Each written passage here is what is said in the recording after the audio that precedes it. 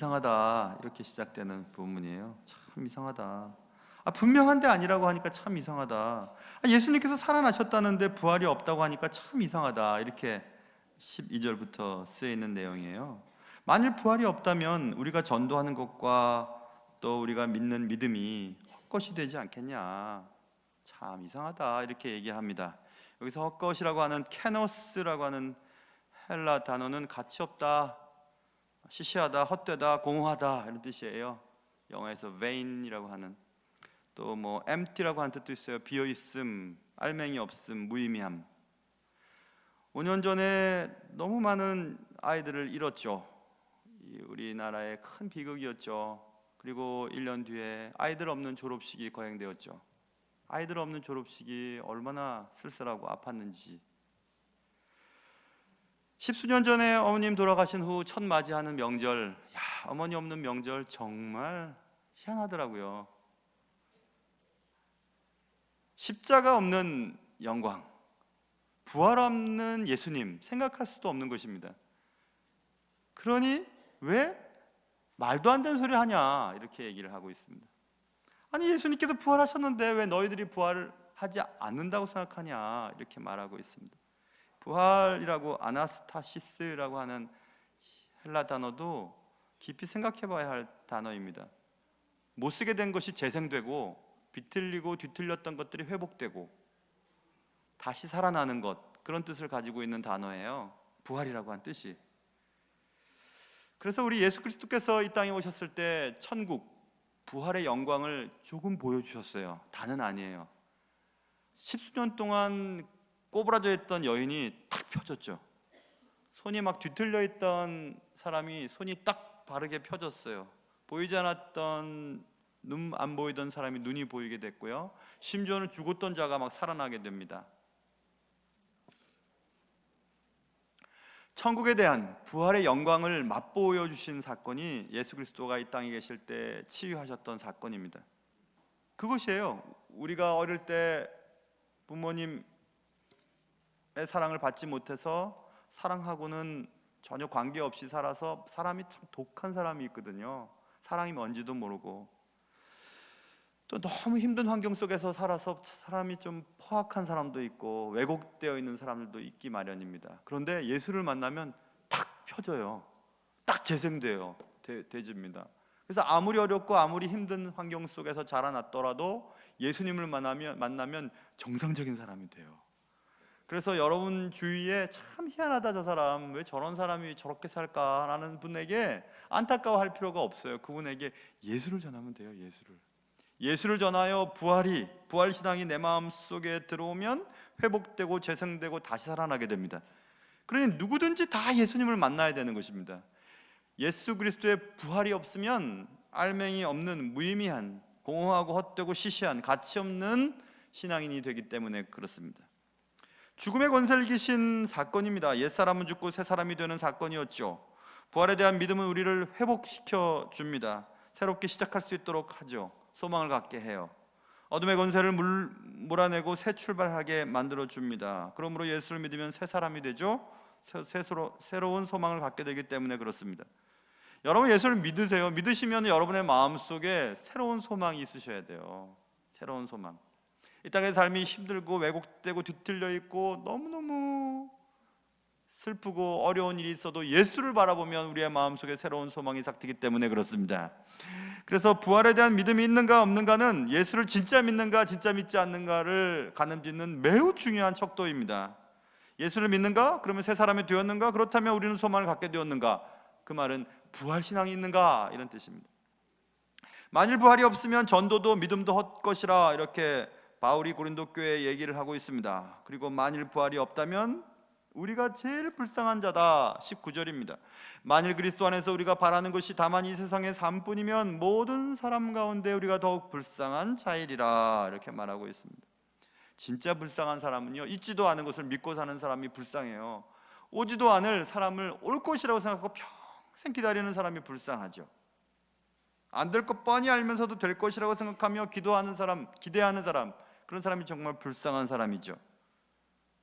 아니, 부활이 없다면 우리의 인생도 부활이 없고, 예수의 부활이 사실이 아니라면 우리의 부활도 사실이 아닐 테니, 그런데 사실이 아닌 것을 올 것이라고 여기고 믿고 사는 우리가 불쌍한 사람이다, 이렇게 말하고 있습니다. 예수의 부활은 우리가 이 땅에서의 삶을 넘어 저쪽에서의 삶을 소망하게 합니다. 그래서 이 땅의 삶이 힘들고 괴롭고 어렵고 골치 아프고 우리가 살 수 없는 병에 걸렸어도 소망을 갖게 되는 거예요. 그 죽음의 현장에서도 소망 가운데서 천국이 열려 있다고 고백하면서 세상을 뜰 수 있는 것입니다. 우리의 소망은 이 땅의 것에 국한되지 않고 하늘에까지 이르게 되었습니다. 그것은 예수 그리스도의 부활 사건 때문에 그런 것입니다. 예수의 부활은 우리의 숙명을 변화시켰죠.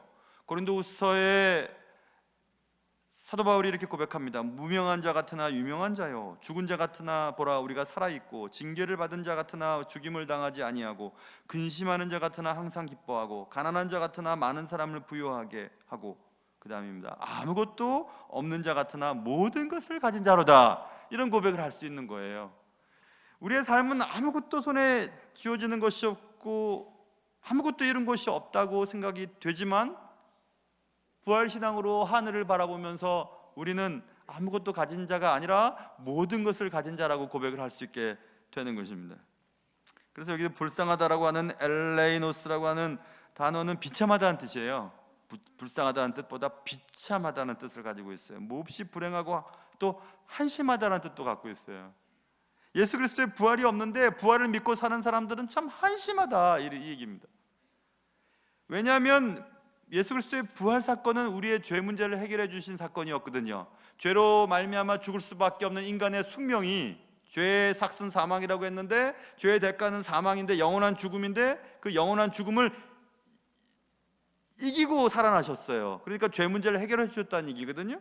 그러니까 17절에 있는 말씀을 보시면, 그리스도께서 다시 살아나신 일이 없으면 너의 믿음도 헛되고 너희가 여전히 죄 가운데 있을 것이요, 이 말입니다. 예수 그리스도의 나심이 우리에게 어떤 영향을 미쳤는가? 살아계시는 동안 병자들을 고쳐주셨고 떡을 떼주셨고 여러 가지 좋은 일 하셨지, 거기서 끝나는 게 아니에요. 예수 그리스도의 죽으심과 부활하신 사건이 우리의 죄 문제를 해결해 주심으로 이제는 죄 없는 상태로 하나님 앞에 설 수 있게 만들어 주었다, 이것을 말하고 있습니다. 그래서 이제는 우리 하나님 아버지께서 예수 그리스도를 믿는 자, 예수 그리스도의 부활 신앙을 믿는 자, 죄의 권세를 이겨내시고 다시 살아나심을 믿는 자, 그 믿음을 가진 자를 죄 없다 여겨주시는 거죠. 그래서 베드로전서에 베드로가 이렇게 얘기합니다. 우리 주 예수 그리스도의 아버지 하나님을 찬송하리로다. 왜 찬송하는가? 그의 많으신 긍휼대로 예수 그리스도를 죽은 자 가운데서 부활하게 하심으로 말미암아 우리를 거듭나게 하사 산소망이 있게 하시며, 이렇게 되어 있습니다. 예수 그리스도의 부활하심이 우리에게 산소망을 가져다 주었다, 이것입니다. 우리의 산소망은 이 땅의 삶으로 끝나는 것이 아닌 새로운 소망이에요. 이 땅에서는 못 배우고 못 입고 고생 많이 하다가 남들에게 또 좋은 소리도 못 듣고 함부로 여김을 받고 그렇게 고통을 많이 당했지만은, 슬프고 어려웠지만은 새로운 소망, 살아있는 소망을 갖게 하였다, 이렇게 말씀하고 있습니다. 사복음서, 마태, 마가, 누가, 요한, 사복음서는 복음서의 저자에 따라서 관점이 조금씩 차이가 나요. 그래서 이쪽 복음에 있는 것이 이쪽에는 기록되어 있지 않고 이쪽에 기록되어 있는 것이 저쪽에는 기록되어 있지 않는 것을 볼 수 있습니다. 신학교에 가면 본관복음 연구라고 해서 마태, 마가, 누가 세 개를 같이 놓고 이렇게 비교를 하면서 연구를 하는 그런 과목도 있습니다. 그런데 사복음서, 마태, 마가, 누가, 요한복음서 모두 다 부활 사건은 자세히 기록되어 있어요. 그만큼 확실하고 중요하다는 것을 말씀하고 있죠. 사도들은 사도행전 전체에서 계속해서 사도들은 여기저기 다니면서 무엇을 증거했는가? 예수 그리스도의 부활 사건을 증거하게 됩니다. 그러므로 신약 성경 전체에서 예수님의 부활에 대한 다양한 증거가 성경 곳곳에 기록되어 있고, 구약에서는 예수 그리스도의 나심과 사심과 죽으심과 부활하심과 다시 오심에 대한 예언이 기록되어 있는 것이 구약 말씀이에요. 그러니까 성경 전체를 요약해 보면 예수 그리스도의 부활을 현시하는 내용들이죠. 그러므로 부활은 너무너무 중요한 것입니다. 우리는 성탄절날 예수 그리스도의 나심을 축하하고 찬양하고 높여드리죠. 그러나 부활 사건이 사실은 예수 그리스도의 출생 사건, 탄생 사건 견주지 못할 만큼 중요한 사건이에요.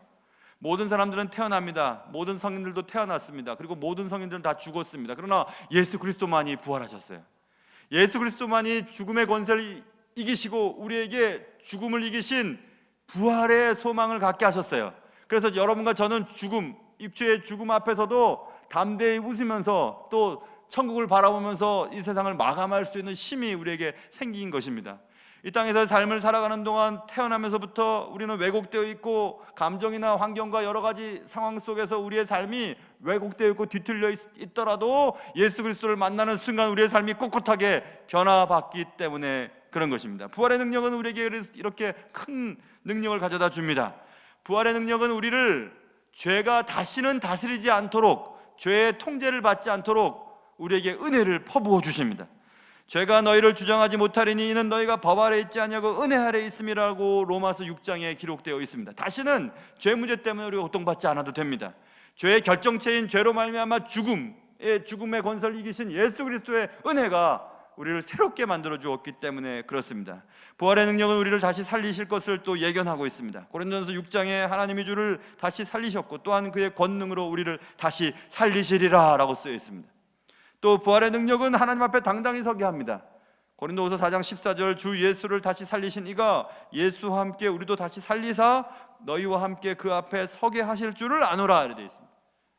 죽의 문제를 해결하신 예수 그리스도와 함께 하나님의 심판대 앞에 서서 죄는 있으나 죄 없이 하신 예수 그리스도의 보혈의 공로를 힘입고 하나님 앞에서 의롭다 여김을 받게 된다는 그런 놀라운 사건이 우리에게 주어지게 되었어요. 그것이 부활의 능력인 것입니다. 이처럼 부활은 우리의 신앙의 핵심이에요. 예수님의 부활이 믿어지셔야 돼요. 그리고 그 부활 사건이 나에게도 적용될 것이라고 소망을 가져야 합니다. 그것이 예수 그리스도가 우리에게 부활의 길을 열어주신 것이고, 오늘 본문에서 고린도 교회 그 교회 많은 사람들에게 예수 그리스도의 부활이 어디 있어? 예수가 너희가 다시 산다며? 그런 게 어디 있어? 야, 참 답답하다. 예수님은 사셨어. 그리고 예수님의 사심은 우리에게 새로운 삶의 길을 열어주셨어. 그렇게 말씀하는 말씀의 요지가 오늘 본문의 내용인 것입니다. 사랑하는 성도 여러분, 교회를 다니시는 것 좋습니다. 그러나 교회를 다니시면서 살아계신 예수 그리스도를 만나시고 우리에게 산 소망을 주신 예수 그리스도와 함께 어느 날 어느 순간 하나님 앞에 설 날을 기대하면서 산 소망 가운데 살아가시는 여러분과 저의 삶이 되실 수 있기를 주님의 이름으로 축원합니다. 하나님 아버지, 예수의 부활이 내 삶에 여전히 유효하게 하시고 그리하여 그 소망으로 말미암아 못 배우고 못 가지고 몸 아프고 모든 것은 갖지 못했지만 다 가진 사람처럼 담대하게 살 수 있는 은총을 우리에게 허락하여 주시옵소서. 귀하신 예수님의 이름으로 기도합니다.